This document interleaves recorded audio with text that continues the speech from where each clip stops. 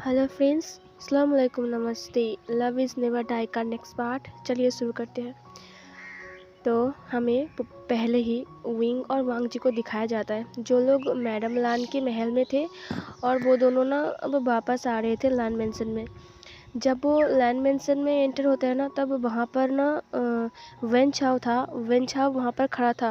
Wing जब when छाव को देखता है तो उससे बहुत ज़्यादा गुस्सा आ जाता है, क्योंकि वेन छाव की असलियत ना अब विंग को पता चल गया था।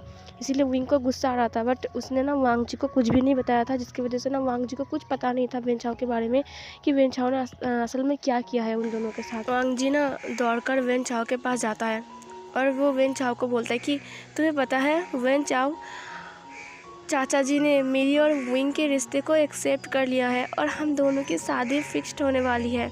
वेन चाओ अपने सिर को हाँ में हिलाते हुए बोलता है कि मुझे पता चला, इसीलिए तो मैं तुमसे मिलने के लिए आया। दरअसल मैं तुम्हें बधाई देने आया हूँ।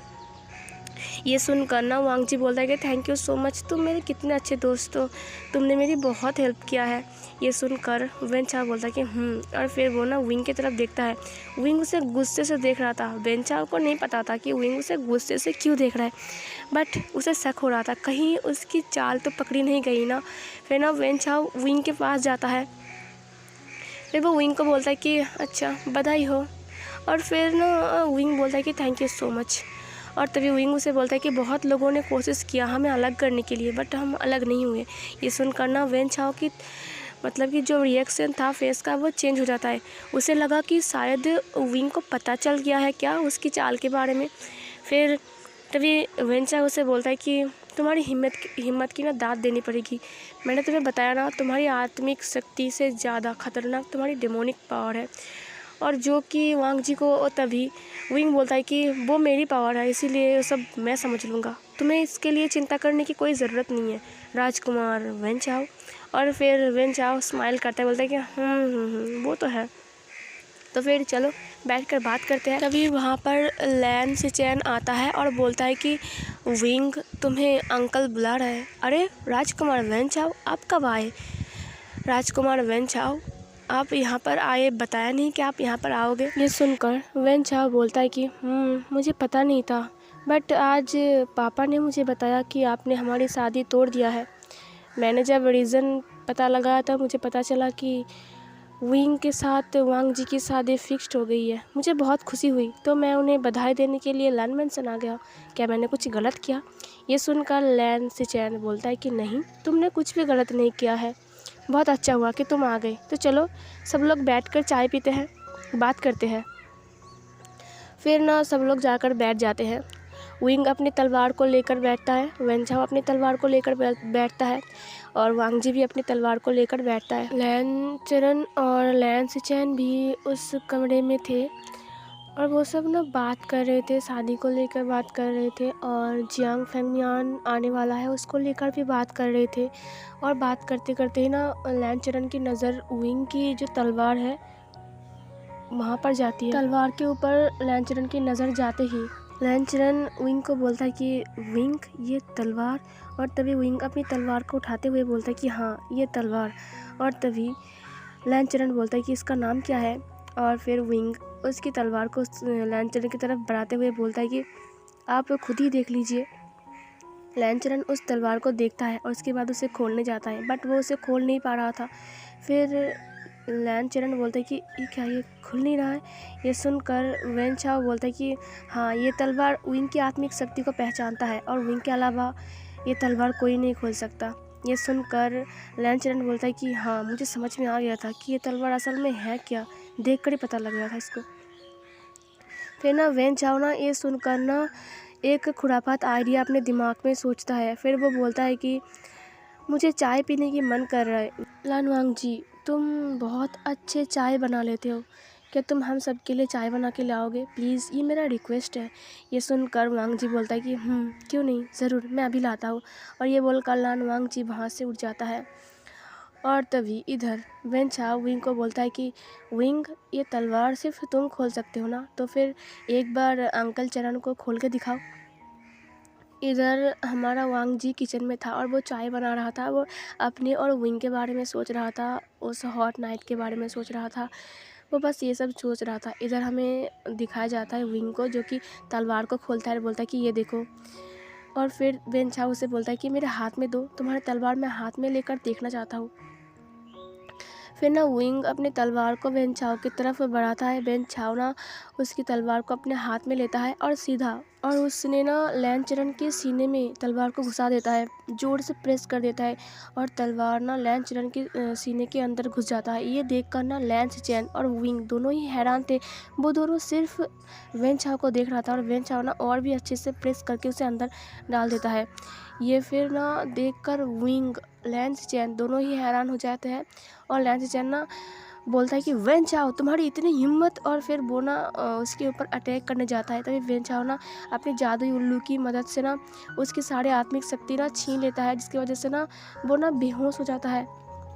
तभी इधर ना विंग उसे बोलता है कि वेन चाओ ये तुमने क्या किया। और फिर ना विंग अपनी डेमोनिक पावर का यूज़ करके वेन चाओ की गर्दन को पकड़ लेता है। पकड़ने के बाद ना उसे ऊपर की तरफ उठाता है और तभी ना किसी चीज़ का गिरने की आवाज़ सुनाई देता है। तभी विंग ना पीछे मुड़ता है। वो देखता है कि वांग जी चाय लेकर अंदर आ रहा था और सामने का जो नज़ारा था, वो वांग जी जब देखता है सामने का नज़ारा, उसके हाथ से ना चाय का जो ट्रे था वो नीचे गिर जाता है। लान वांग जी चिल्लाते हुए बोलता है कि चाचा भैया, और ये बोलकर ना वो अंदर आता है और अंदर आने के बाद वो उन दोनों को हिलाने लगता है। चाचा भैया, भैया आपको क्या हुआ, चाचा आपको क्या हुआ। बट वो दोनों तो बेहोश हो गए थे और इधर लैन चरण मर गया था। और तभी विंग वेन चाओ को जोर से धक्का देता है और वो ना दीवार पे जाकर टकरा जाता है और दीवार ना थोड़ा सा टूट जाता है। और फिर विंग लान वांग जी के पास जाता है और बोलता है कि लंजा लंजा ये सब कुछ वेन चाओ ने किया है। और तभी ना लान वांग जी वेन चाओ की तरफ देखता है। वेन चाओ उठता है और उठ के बोलता है कि अरे वाह, सब कुछ तुमने किया और दोष मुझे दे रही हो, मैंने कुछ भी नहीं किया है। लानवांग जी मेरी बात का यकीन मानो, ये सब कुछ विंग ने किया है। ये सुनने के बाद ना विंग वेन चाओ की तरफ देखते हुए बोलता है कि मैंने क्या है, ये सब कुछ तुमने किया है। तुम ऐसे झूठ कैसे बोल सकते हो वेन चाओ, तुम कितने झूठे इंसान हो और तुम कितने कितने गंदे इंसान हो, घटिया इंसान कहीं के। तुम्हें ऐसे काम करने में शर्म नहीं आती है, ऊपर से सीधा सीधा झूठ बोल रहे हो। ये सुनकर वेन चाओ बोलते कि अरे वाह वाह वाह वाह, ये सब कुछ तुमने किया और जब मैं रोकने गया तब तुमने मेरे ऊपर भी अटैक कर दिया और अब तुम झूठ कह रहे हो। लान वांग जी कन्फ्यूज था। वो सिर्फ विंग की तरफ और वांग जी की तरफ देख रहा था और उसकी आंखों में सिर्फ आंसू थे। वो बोलते कि बस करो, चुप हो जाओ, तुम दोनों चुप हो जाओ, प्लीज़ चुप हो जाओ। और तभी ना वे लान वांग जी ना रोने लगता है। वेन चाओ लान वांग जी के पास आता है और बोलता है कि मेरी बात का यकीन मानो, ये सब कुछ विंग ने किया है। लान वांग जी वेन चाओ की तरफ देखता है। लान वांग जी की आंखों में आंसू थे और वो अपनी चाचा के पास बैठा हुआ था। तभी वेन चाओ उसे बोलता है कि तुम्हें यकीन नहीं हो रहा है ना, ये देखो ये तलवार किसकी है बताओ। ये तलवार विंग की है और पता है विंग ने अंकल लैन चरण के ऊपर हमला कर दिया उस तलवार से। ये सुनकर विंग हैरान था। विंग बोलता है कि अरे वाह, ये सब कुछ तुमने किया है और तुम मेरा दोस्त दे रही हो। ये सब कुछ वेन चाओ ने किया है, मेरी बात मानो लंजा, मैंने ये सब कुछ भी नहीं किया, ये झूठ बोल रहा है। और ये सुनने के बाद लान वांग जी अब वेन चाओ की तरफ देखता है। वेन चाओ बोलता है कि मैं झूठ बोल रहा हूँ, ठीक है तो अभी के अभी प्रूव करता हूँ कि कौन झूठ बोल रहा है, विंग। और तभी वेन चाओ लैन चरण के सीने से वो तलवार को निकालते हुए बोलता है कि ये तलवार किसकी है। और तभी विंग बोलता है कि हाँ ये तलवार मेरा है, बट बार तुमने किया था।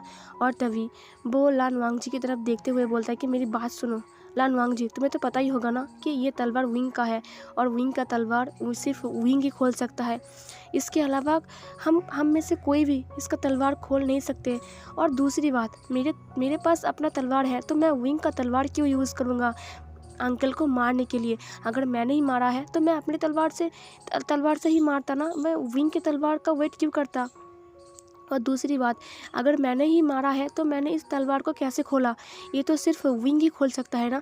ये सुनकर लान वांग जी विंग की तरफ देखता है और बोलता है कि क्यों क्यों। और तभी वेन चाओ बोलता है कि मुझे पता है कि उसने क्यों मारा है। और तभी ये सुनकर लान वांग जी वेन चाओ की तरफ देखता है और फिर तभी वेन चाओ बोलता है कि तुम्हें पता है ना, लैन मेंसन ने यान लोहे को अपने पास रख लिया है और वो यान लोहे को तुम कंट्रोल कर सकते हो। यान लोहे का जो डेमोनिक पावर है वो विंग के पास भी है। और जब अंकल ने विंग से पूछा कि तुम्हें क्या चाहिए दहेज में, और तभी विंग ने कहा कि उसे यान लोहा चाहिए। और तुम ये सुनकर लैन चरण बोलता है कि नहीं, मैं तुम्हें यान लोहा नहीं दे सकता। और पता है विंग ना गुस्सा हो जाता है। उन दोनों की बहस बढ़ती जा रही थी और तभी ना विंग गुस्सा होकर अपनी तलवार को निकालता है और निकालने के बाद ना वो अंकल चरण के ऊपर हमला कर दिया। और पता है इसने भाई सिचैन की भी सारी आत्मिक शक्ति छीन लिया। उसने जेबुचून की आत्मिक शक्ति छीन कर उसे बेहोश कर दिया है। तुम देखो तुम। और पता है जब मैंने रोकने गया ना तब मुझे भी इसने गले से पकड़ लिया, मुझे नेक से पकड़ लिया और पकड़ने के बाद मुझे भी मारने की कोशिश किया, बट तुम आ गई इसीलिए मैं बच गया। ये सुनकर ना लान वांगजी विंग की तरफ देखता है। विंग तो हैरान था, भाई इतनी छोटी सी समय में उसने इतनी बड़ी प्लान बना लिया, कैसे बनाया? विंग तो ये सब सोच रहा था। विंग के सिर पर हाथ था। विंग बोलता है कि लंजा मेरी बात का यकीन मानो, ये झूठ बोल रहा है, मैंने ऐसा कुछ भी नहीं किया है। और तभी ना लान वांगजी विंग के पास जाता है और बोलता है कि क्या? और तभी विंग उसे बोलता है कि लंजा मेरी बात का यकीन मानो, ये सब कुछ मैंने नहीं किया है, ये सब कुछ इस वेन चाओ ने किया है। तभी ना वांगजी विंग को एक कस के थप्पड़ मारता है, जिसकी वजह से ना विंग का फेस टेढ़ा हो जाता है। और फिर वो उसे बोलता है कि क्यों किया तुमने, ये बताओ क्या, ये क्या ज़रूरत थी? तुम मुझे बोल सकते थे कि तुम्हें यहाँ लोहा चाहिए, तुमने मेरी चाचा की जान क्यों लिया? विंग तो हैरान था। विंग उसे बोलता है कि लंजा क्या तुम मुझ पर शक कर रहे हो? ये सुनकर लान वांगजी बोलता है कि सारे के सारे सबूत तुम्हारे खिलाफ है और तुमने क्या सोचा कि मैं तुम्हें शक नहीं करूँगा? विंग रोने लगता है। विंग की आंखों में आंसू आ गए थे। वांगजी तो रो रहा था पहले से ही। फिर वांगजी कुछ डिसिपल्स को बुलाते हैं और बोलने के बाद बोलता है कि पकड़ो इस इंसान को। और फिर ना वो डिसिपल जाकर विंग को पकड़ लेता है। विंग को पकड़ने के बाद ना वो डिसिपल्स को बोलता है कि जाओ इसे जाकर काल कोठरी में डाल दो और इसे बिल्कुल भी खाना या पानी कुछ भी नहीं देना। और फिर ना विंग बोलता है कि लंजा मेरी बात का यकीन मानो, ये सब झूठ बोल रहा है, ये बेंचा झूठा है। और तभी ना विंग को पकड़कर वो डिसिपल्स लेकर उस काल कोठरी में जाकर बंद कर देता है। विंग बोलता है कि ये सब कुछ क्या हो गया, क्या से क्या हो गया, ये सब कुछ बेन चाओ ने क्यों किया? और तभी ना उसके अंदर से डेमोनिक पावर बोलती है कि माय लॉर्ड क्या मैं आपको यहाँ से बाहर ले जाऊँ? ये सुनकर विंग बोलता है कि नहीं, मैं यहाँ से बाहर नहीं जाऊँगा, मुझे लंजा के साथ बात करना है। मुझे पता है वो यहाँ पर मुझसे बात करने के लिए ज़रूर आएगा। फिर सीन चेंज होता है। हमें लैन सिचैन को दिखाया जाता है जो कि बेड के ऊपर लेटा हुआ था और वो बेहोश था। लान वांगजी लैन सिचैन के पास बैठा हुआ था और वो रो रहा था क्योंकि उसका भाई अभी तक होश में नहीं आया है। वहाँ पर वेन चाओ आता है और बोलता है कि तुम चिंता मत करो, सिचैन का जल्दी ठीक हो जाएगा, तुम देख लेना उसे होश आ जाएगा, तुम ठीक तो हो ना? यह सुनकर लान वांगजी रोते हुए बोलता है कि ये क्यों हुआ? हम कितने हैप्पी थे ना, कितने खुश थे हम, विंग ने ऐसा क्यों किया बोलो? और तभी वेन चाओ उसे बोलता है कि ये सब कुछ विंग ने किया है, पता है वो तुमसे बस प्यार का नाटक कर रहा था, वो तुमसे प्यार नहीं करता है, मेरी बात का यकीन मानो लान वांगजी। ये सुनकर लान वांगजी बोलता है कि आज उसे जवाब देना पड़ेगा कि उसने आखिर क्यों ये किया, मैं उसके पास जाकर ये पूछूंगा। और ये बोलकर लान वांगजी उस रूम से बाहर चला जाता है। इधर वेन चाओ धीरे धीरे बेड के पास आता है और आने के बाद एक अजीब सी दवा को अपने रूप से बाहर निकालता है और उसके दूसरे हाथ में कुछ लोहे की कील थी। फिर अपनी पावर से उन लोहे की कीलों में उस दवा को मिला देते हैं और फिर वो अपनी पावर से उस लैन सिचैन की बॉडी पर ना उन सारे के सारे कीलों को लगा देता है, लोहे के कीलों को। और इसे लगने के बाद ना लैन सिचैन का जो बॉडी था वो पूरा ऊपर होकर फिर से डाउन हो जाता है। और फिर वेन चाओ ना एक इवल स्माइल करता है और बोलता है कि तुम कभी भी ठीक नहीं होगे, मैं तुम्हें कभी ठीक नहीं होने दूंगा। और फिर ना वो वहाँ से बाहर आता है। वो लैन सिचैन को मारना चाह रहा था बट वो मार नहीं पा रहा था क्योंकि अब वो उसे मारकर किसके ऊपर इल्ज़ाम लगाए, क्योंकि विंग तो अभी जेल में बंद है ना, सॉरी काल कोठरी में। और फिर ना इधर सीन चेंज होता है और हमें विंग को दिखाया जाता है जो कि ना लोहे की चेन से बंधा हुआ था। और फिर ना वहाँ पर वांगजी आता है और वांगजी ना जब आया तब विंग समझ गया था कि वांगजी आया है। वो अपनी आंखें खोलता है और वो बाहर दिखता है। वांगजी विंग को देखता है, गुस्से से देख रहा था वांगजी विंग को, और ना वो डिसिपल्स को बोलता है कि दरवाजे को खोलो। और फिर ना वो डिसिपल्स ना ताला को खोलते हैं, और खोलने के बाद ना वांगजी अंदर आता है। वांगजी जब अंदर आया ना, विंग उसे बोलता है कि लंजा, अच्छा हुआ तुम आ गए, मुझे तुम्हारे साथ ज़रूरी बात करनी है। दरअसल वहाँ पर क्या हुआ था मैं तुम्हें समझाऊंगा। ये सुनकर लान वांगजी बोलता है कि चाबुक दो मुझे। और फिर ना लान वांगजी को ना कुछ डिसिपल्स ना चाबुक ला के देते हैं। फिर ना विंग बोलता है कि लंजा, तुम क्या क्या करने वाले हो, मेरी बात सुनो लंजा। और तभी ना लान वांगजी ना विंग को मारने लगता है, विंग के पीठ पर ना कोड़े मारने लगता है। विंग चिल्लाते हुए बोलता है कि लंजा, ये तुम क्या कर रहे हो, मेरी बात सुनो। बट वांगजी उसे मार ही जा रहा था। वांगजी उसे इतना मारता है, विंग को बहुत मारता है। फिर ना वांगजी छोड़ता है विंग को, अपने चाबुक को दूर फेंक देता है, और ना बैठ कर रोने लगता है। और फिर बोलता है कि क्यों क्यों किया तुमने ये, क्यों किया, बोलो। और तभी ना विंग उसे बोलता है कि तुम मुझे मार डालो, फिर भी मैं एक ही बात कहूँगा कि मैंने ये नहीं किया है, ये सब कुछ वेन चाओ ने किया है। तभी ना लान वांगजी उसकी तलवार को बाहर निकालते हुए बोलता है कि क्या ये झूठ है, बोलो मुझे। और ये सुनकर विंग उसे बोलता है कि मैं तुम्हें कैसे यकीन दिलाऊं कि वहाँ पर क्या हुआ था। ये सुनकर लान वांगजी बोलता है कि बस करो तुम, मैंने तुम्हें कितना प्यार किया था, और तुमने क्या किया, बोलो, क्या किया मेरे लिए, मुझे इतनी बड़ी सज़ा दिया, क्यों, मैंने तुम्हारा क्या बिगाड़ा था, बोलो। ये बोलकर ना लान वांगजी रोने लगता है। विंग उसे बोलता है कि मैं तुम्हें कैसे समझाऊं कि आखिर वहाँ पर हुआ क्या था। और तभी ना वांगजी कुछ डिसिपल्स को बोलता है कि इसकी चेन को खोलो। और फिर ना वो डिसिपल आकर ना विंग की लोहे की चेन को खोल देता है। फिर ना वो विंग को, उस डिसिपल को बोलता है कि विंग को लेकर बाहर आओ। और फिर ना वांगजी ना बाहर आता है विंग को लेकर। वो लैंड मैंसन से बाहर आता है। बाहर आने के बाद ना जंगल के पास जाता है, और फिर ना वो विंग की लोहे की जो चेन थी अपनी पावर से ना खोल देता है। और खोलने के बाद बोलता है कि चले जाओ यहाँ से, कभी भी मुझे अपना शकल दोबारा मत दिखाना, मैं तुम्हारी शकल नहीं देखना चाहता, चले जाओ, हमेशा हमेशा के लिए मुझसे दूर चले जाओ, मैं तुमसे नफरत करता हूँ। और ये बोलकर ना लान वांगजी अपने फेस को दूसरी तरफ घुमा लेता है।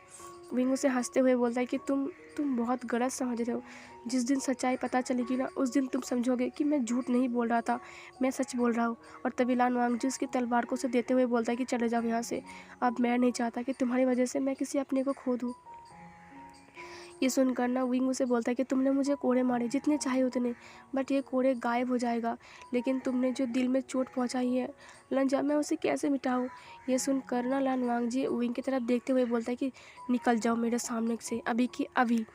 और तभी विंग उसे बोलता है कि क्या तुम मुझसे ज़रा सा भी प्यार नहीं करते। और तभी लान वांगजी बोलता है कि नहीं, मैं तुमसे नफरत करता हूँ। और तभी विंग उसे बोलता है कि झूठ, बिल्कुल झूठ बोल रहे हो, तुम मुझसे प्यार करते हो, अगर तुम मुझसे प्यार नहीं करते तो तुम मुझे जाने नहीं देते ऐसे। और फिर ना वो सारे के सारे डिसिपल्स को ना अपने डेमोनिक पावर का यूज़ करके सबको बेहोश कर देता है। और फिर लान वांगजी के करीब आ जाता है। लान वांगजी बोलता है कि निकल जाओ यहाँ से। और तभी ना विंग लान वांगजी की कमर को टाइटली पकड़ के अपनी तरफ खींच लेता है, और उसके लिप्स पर ना किस करता है।